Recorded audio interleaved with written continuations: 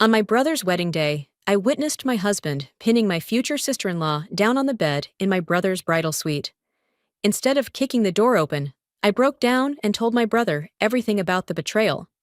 But instead of seeing the rage or panic of a groom betrayed by his own fiancée, what I saw was an eerie calm on my brother's face. He gave a faint smirk, leaned down, and whispered, "Don't worry, little sister. They'll fall apart when the wedding begins." That May, the backyard of my brother's riverside house in Detroit gleamed in the sunlight, draped in white ribbons, wild daisies, and simple wooden tables he had built himself. Isaac, 37, was not just my brother. He had raised me since I was 9, until I was strong enough to stand on my own. And even after that, he remained the only pillar I had.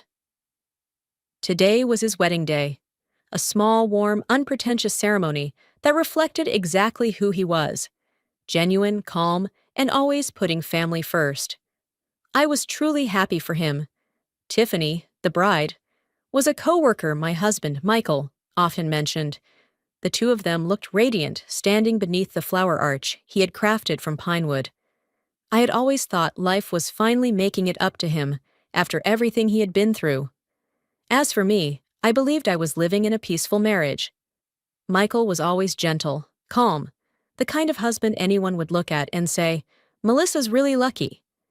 If someone had told me then that in just a few minutes everything I believed would collapse, I probably would have laughed. Isaac was adjusting his boutonniere when he suddenly remembered something. He turned to me. "Melissa, I left the wedding rings on the nightstand. Can you grab them for me?" I nodded, entered the house through the back door, and climbed the familiar wooden stairs, moving lightly like someone who had no idea she was about to lose everything. As I approached his bedroom, I noticed the door was ajar. A sliver of golden light slipped through the crack. I figured Isaac must have been in such a rush that he forgot to close it. I reached out, gently pushed the door open just a little more, just a little, and then I froze. Inside my brother's bedroom, Michael was leaning into Tiffany. One of his hands was around her waist, the other lifting her wedding dress. Tiffany's arms were looped around his neck, giggling as if this was their real wedding. My heart stopped, but my legs wouldn't move. Michael and Tiffany had no idea I was standing just outside the door, holding my breath so tightly my chest ached. "Soon," Michael said, voice low and firm. "Once the ceremony's done and the ownership papers are signed, everything will be ours." I heard it, every word. Tiffany laughed. "She's so dumb. I almost feel bad for her. Your wife actually believes in you completely." "Melissa always believes," Michael said smugly. "A lawyer wife that sweet? Easy to manipulate?" I stood outside the door, fingers digging into the wall, trembling so hard they went numb. They kept going, like they were discussing a business deal. Not my life. "This riverside house is a nice bonus," Tiffany said. "And Isaac's share too. I didn't think the plan would go this smoothly." Michael scoffed. "Once it's done, I'll dump her. She doesn't suspect a thing." Tiffany tilted her head. "You sure? What if she finds out?" "If Melissa ever figures it out, the sun will rise in the west," Michael said mockingly. "Trust me." They kissed. Openly, greedily, with a hunger full of control and calculation. Unaware that the door had never fully closed, unaware that the stupid wife they spoke of was only a few steps away, silently feeling her heart shatter. Only when Tiffany shifted, catching her breath and changing position, did I dare step back, very softly, without making a sound. I closed the door with the same gentle pressure I'd used to open it, then turned away, like a ghost stepping out of a nightmare I didn't want to believe. I don't remember how I got down the stairs, only that my legs felt hollow. I stepped out into the backyard, eyes blurred by sunlight, searching for Isaac among the laughter and chatter of guests. When I pulled him aside and told him everything, my voice cracked like glass hitting tile. Isaac didn't press, didn't panic. He gave a faint smirk, leaned down, and whispered, "Don't worry, little sister. They'll collapse when the wedding begins." And in that exact moment, I realized my brother had known this secret for a very long time, and he had prepared for it. Isaac led me further away from the backyard, to the wooden porch where the sound of the Detroit River crashing against the bank drowned out the noise of the crowd. He placed his hand on the railing, exhaling like someone who had carried a heavy burden for far too long, then spoke slowly, each word unlocking a door he had kept shut for months. "Melissa, I've known about this," he said. I stayed silent, only meeting his eyes, and Isaac began to tell me. "Last Christmas Eve," he said, "I went down to the office to grab some files for the audit. The snow was falling so thick you could barely make out license plates. But I saw Michael. He was slipping out the back door of the building, and Tiffany was right behind him." He paused, locking eyes with me as if to make sure I was strong enough to hear the rest. "They didn't see me." Michael opened the company car door, shielding Tiffany as she climbed in. Then they drove off. I knew right then. This wasn't just an affair. My heart clenched, but Isaac pressed on, his voice deepening. The very next day, I called Harris. "You remember Uncle Harris, don't you? Dad's old friend, the one who helped us when our parents were still alive." I nodded, remembering the kind man with silver hair and a warm, low voice. "Harris is a private investigator now. I asked him to look into Tiffany's real background." Isaac glanced back toward the wedding site in the distance, as if observing enemies from a safe vantage point. "And what Harris found was worse than I imagined." He stopped for half a second, long enough for my breath to catch. "Tiffany," Isaac said, "is the unofficial foster daughter of Caldwell." I stepped back. "Caldwell?" Isaac nodded. "CEO of Aurelian Holdings, the man who once tried to buy Miller Construction at any cost. And you know, Dad rejected him flat out. Ever since, Caldwell has seen our family as a thorn in his side." The wooden floor beneath me felt like it was swaying. But Isaac continued. "Tiffany's family went bankrupt when she was 13. Caldwell took her in, paid for her school, gave her a place to live, and in return, he groomed her into a soft weapon, a tool to get close to the targets he wanted to take down." I heard it all, but couldn't believe that the woman standing beside Isaac at the altar had come from that kind of past. "Tiffany owes Caldwell everything, and he's holding secrets about her family that give him even more control," Isaac said. "She never had a choice. Caldwell wanted her to get to us through Michael, and she did." My chest tightened. Michael? Was he just another pawn? But Isaac shook his head. "Michael is simply Caldwell's latest piece. Easy to manipulate, easy to buy, and greedy enough to do whatever Caldwell needed." The riverside wind blew through, lifting the lace on the tablecloths in the distance. That's when I understood. This wasn't a story about a husband's betrayal. This was a war my brother had been fighting in silence for half a year, while I had been completely unaware. And this was only the beginning. Isaac took a deep breath and opened the thick folder Harris had sent him over 3 months ago. The pages were creased and dog-eared, clear signs that he had read them dozens of times. He handed me a photocopy, his voice low and heavy, as if sinking into the depths of the Detroit River behind us. "Melissa, this is the worst part." The title on the first page read, "Reinvestigation Report, 2004. Vehicle accident resulting in 2 fatalities." The air around me seemed to solidify. Harris, meticulous as ever, with a background in handling some of Detroit's largest cases, had done what the police 2 decades ago didn't have enough evidence to do. He traced back the repair history of my parents' car. And on the third line, the truth cut through me like a cold blade. The brakes had been tampered with. Not mechanical failure, not an accident, intentional. I whispered, "That's not possible." But Isaac shook his head. "We've believed that for too long." He flipped to the next page. Grainy images from an old maintenance camera near Jefferson Avenue showed a man in a gray coat crouching next to our parents' car. Harris's report clearly stated, the man had been paid through an account tied to Caldwell. My heart raced, my face burning and then going cold. "Why would he—" "Why?" I stammered, barely recognizing my own voice. Isaac pointed to a section of a financial statement Harris had unearthed. A trail of transactions led straight to the ugly truth. Caldwell wanted Miller Construction. Dad refused. He said the company was a family legacy, not a commodity for sale. A month later, the accident happened. I looked out at the river, the Detroit waters flowing strong, as if trying to wash everything away, but the memories stuck like mud. Isaac continued, his voice now edged with a sorrow I had never heard before. Melissa, our parents didn't die by fate. They were murdered by Caldwell's design.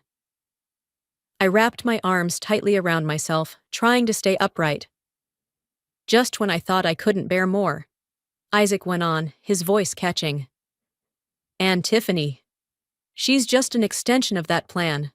Caldwell raised her from 13.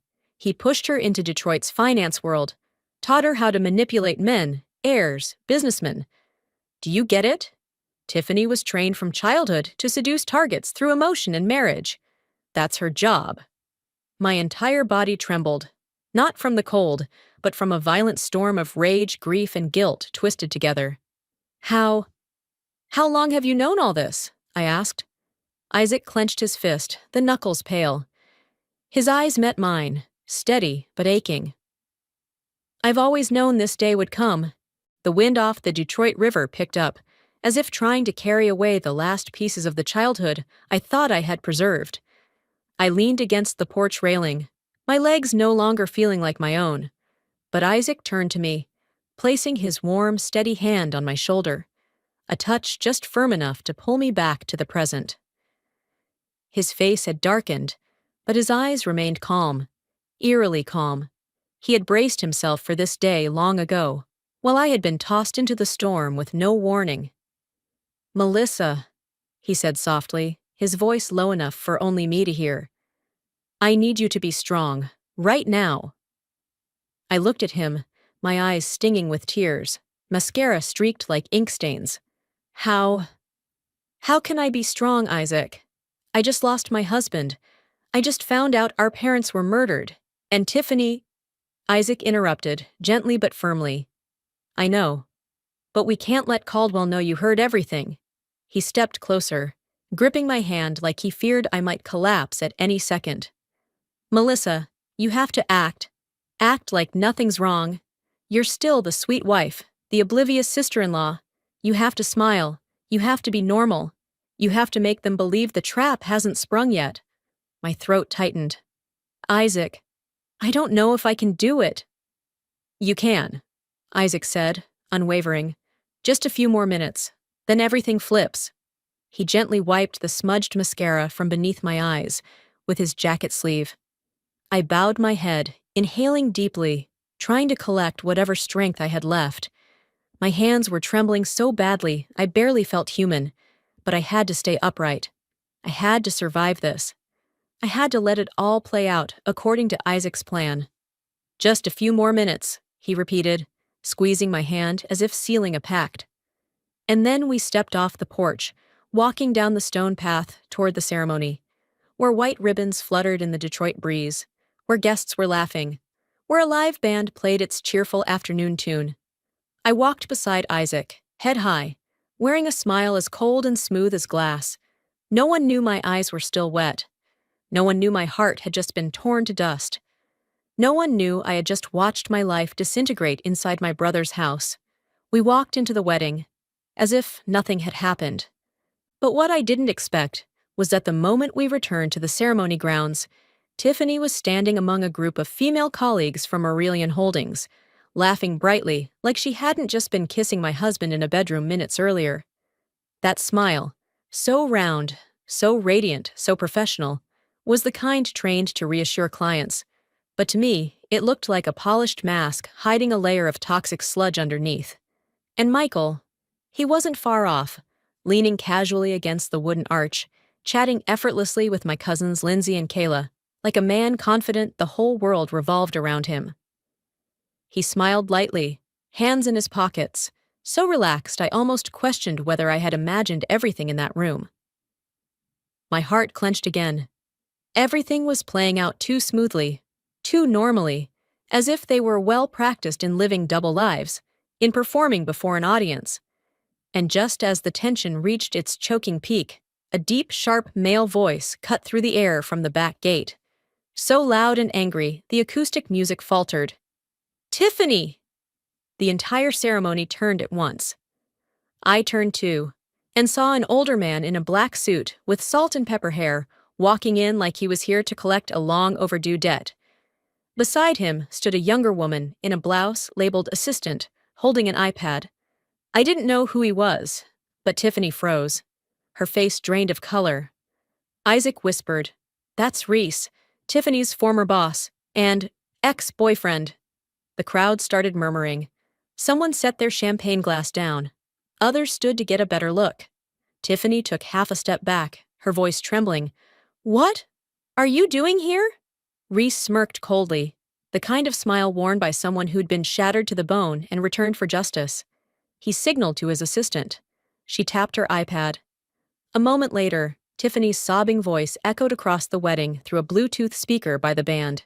"Please, my mom's in an accident. They said she needs an $80,000 surgery urgently. I don't know what to do. I promise I'll pay you back in a week. I swear." The air froze. Even the wind from the Detroit River couldn't drown out the sobs and broken pleas in the recording. Reese signaled to switch screens. A wire transfer receipt, $80,000. Transaction date, November of last year. Just 1 month before Tiffany began her secret affair with Michael. The murmuring turned into buzzing. Reese looked Tiffany straight in the eye, voice shaky but brimming with fury. "After I sent the money, you blocked me on everything. Phone, email, socials. You disappeared like I never existed. And at the time, you were still my girlfriend."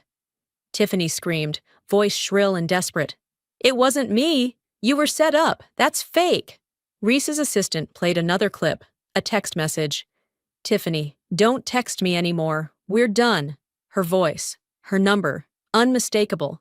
From the seats, someone gasped. "She conned her ex out of 80 grand?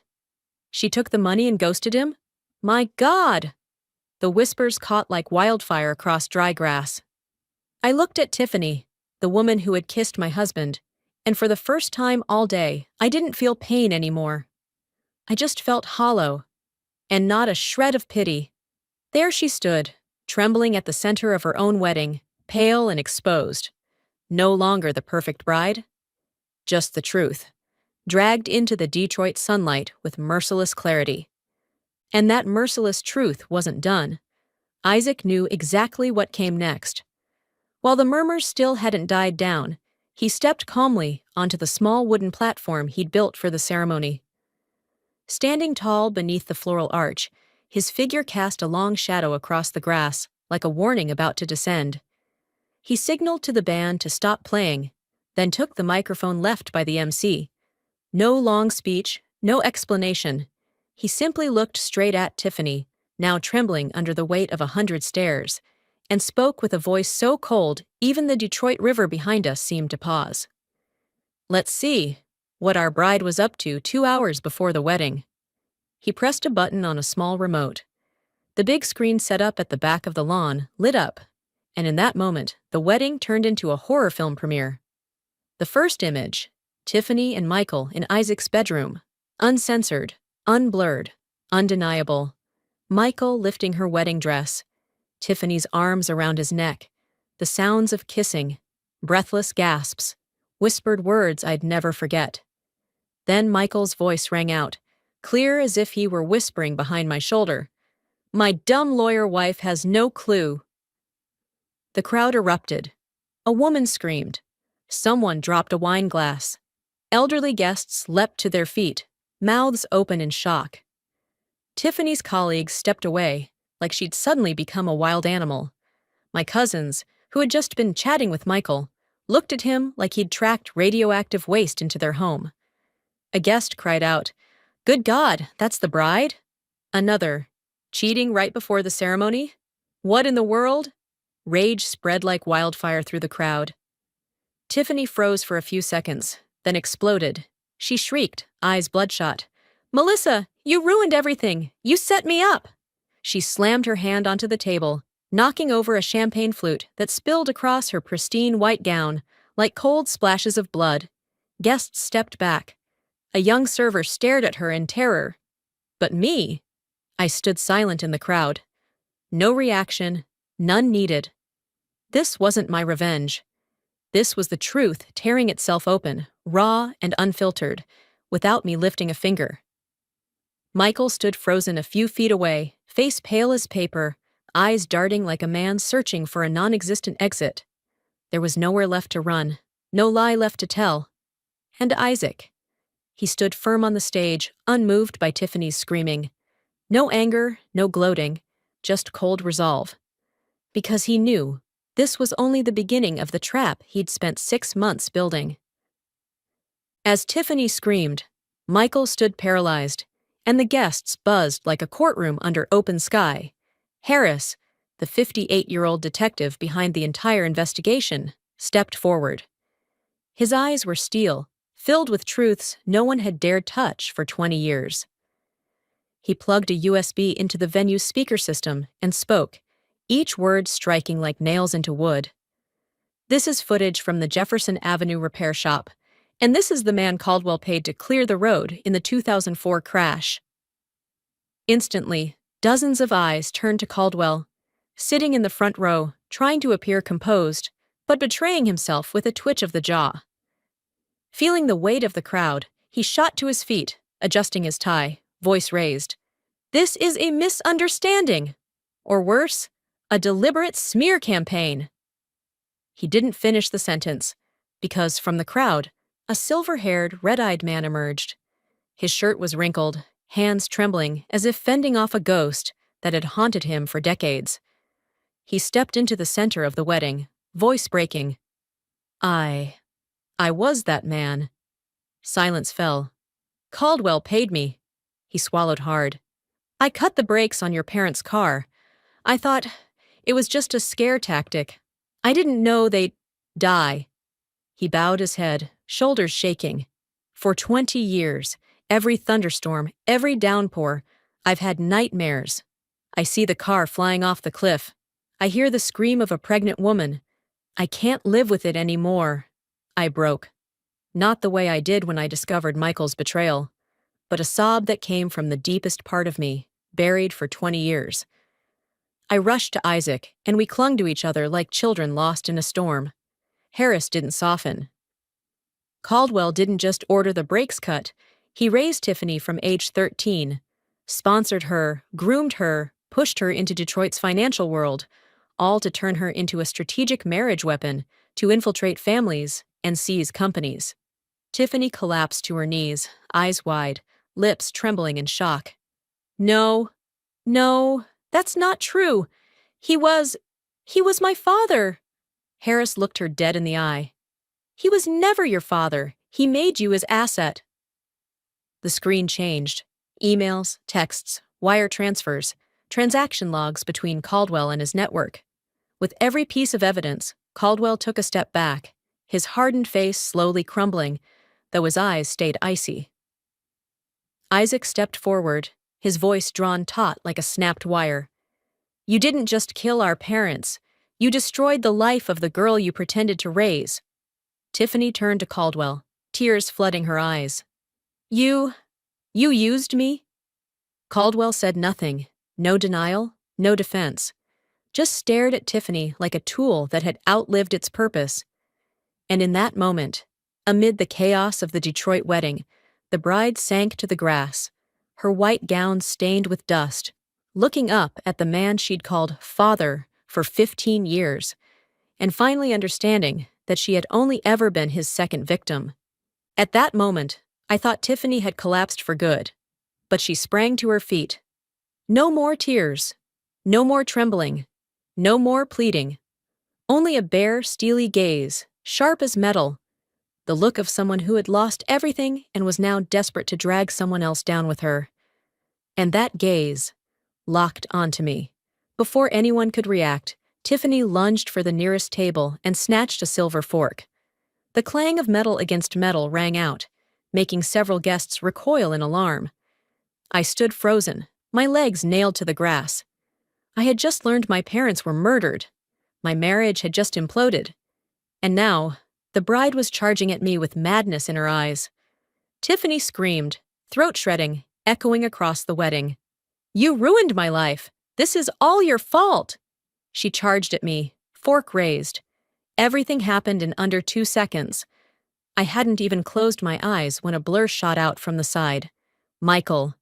In a rare moment of clarity, or perhaps just instinct, he leapt in front of me. "Melissa, move!" he cried, voice breaking. Then thud. The fork plunged into Michael's shoulder. That sound, the sound of metal tearing into flesh, froze the entire crowd. Blood spattered across his white shirt, spreading like a red blossom blooming from tragedy. Isaac shouted, "Grab her!" 2 venue security guards tackled Tiffany. She was pulled backward, arms flailing, screaming like a trapped animal. "Let me go! She destroyed me! She took everything from me!" Guests recoiled, some women crying.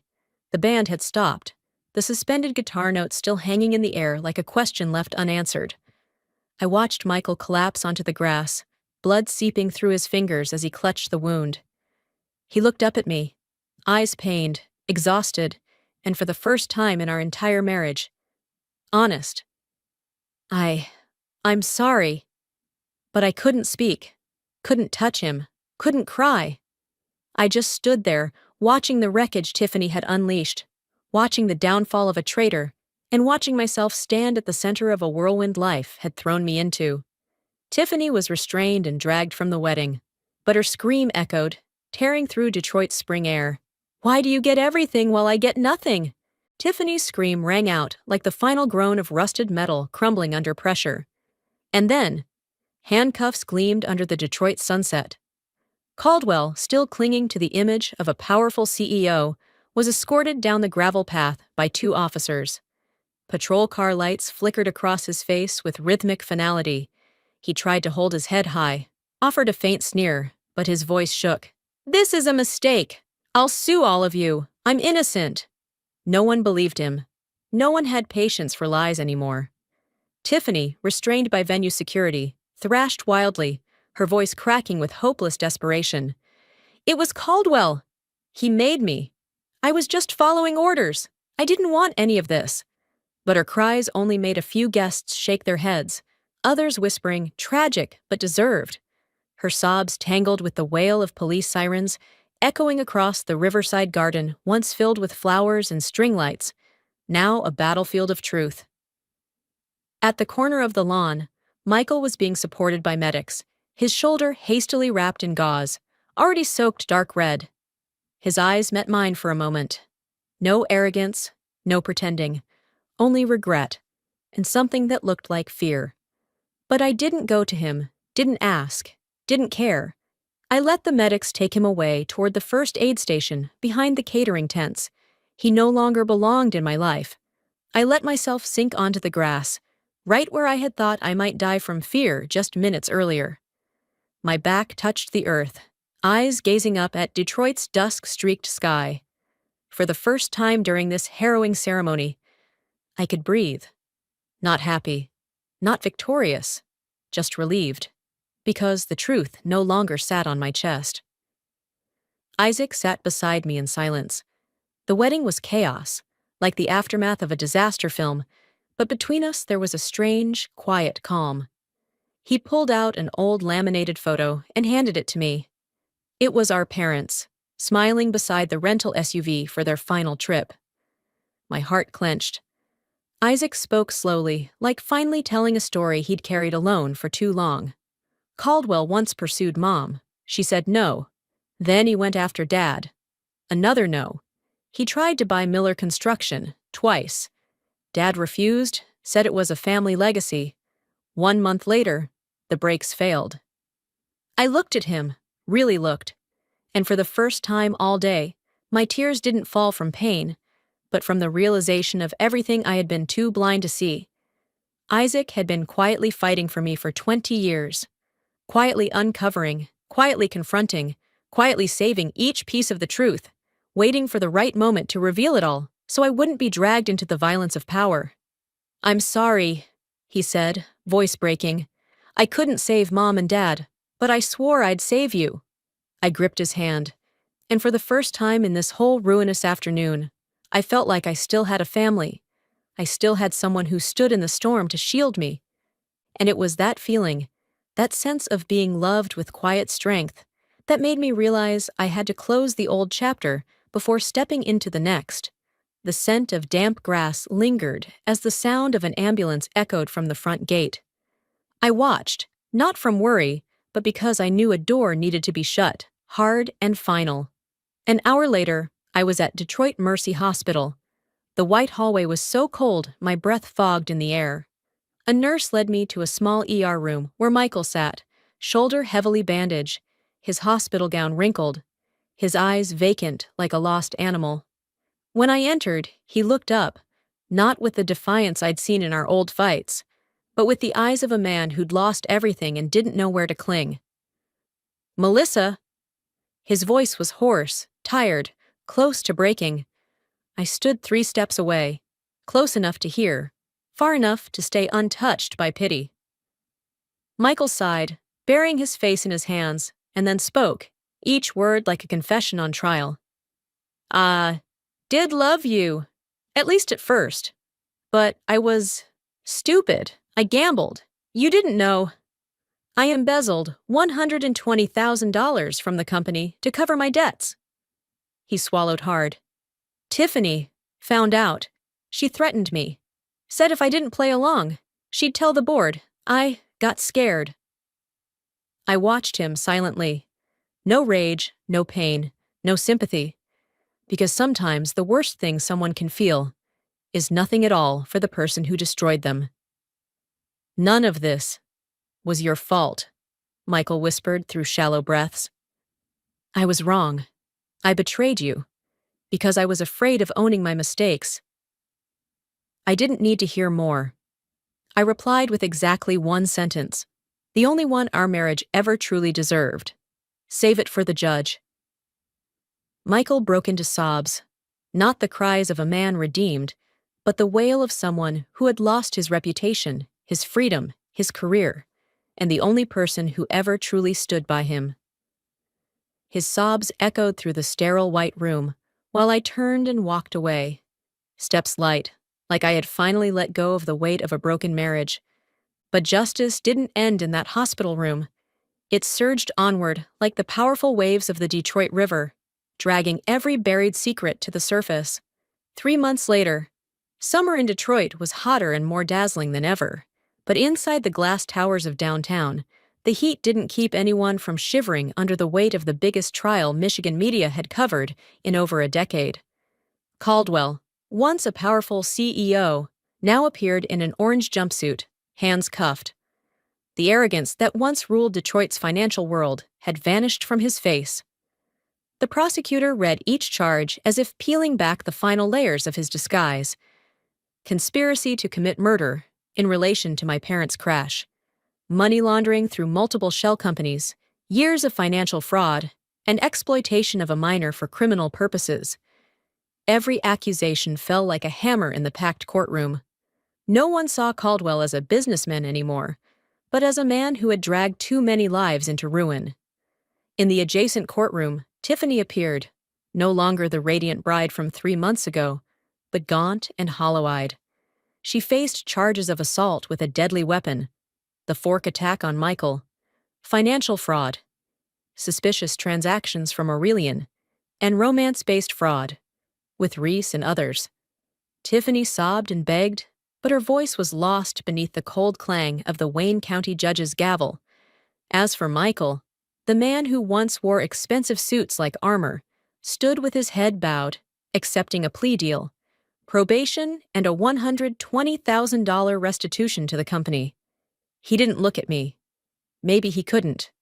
My divorce was finalized in a side room. 8 minutes. No tears. No disputes. No regrets. Michael's name was crossed off the legal paperwork, and I walked out feeling like I had just severed the last chain. Weeks later, I packed up my small Detroit apartment, carried a worn suitcase and a family journal, and left for California. Some might call it running, but for me, it was rebirth. California welcomed me with salty ocean wind, with skies so wide my scars felt smaller. I rented a room near the Santa Monica Animal Rescue Center where they were hosting an adoption event. And that's where I met David. He stood beside a small brown mutt, gently cleaning a wound on its paw with such tenderness that I stopped in my tracks. His eyes were kind, his voice warm, and his smile felt safe.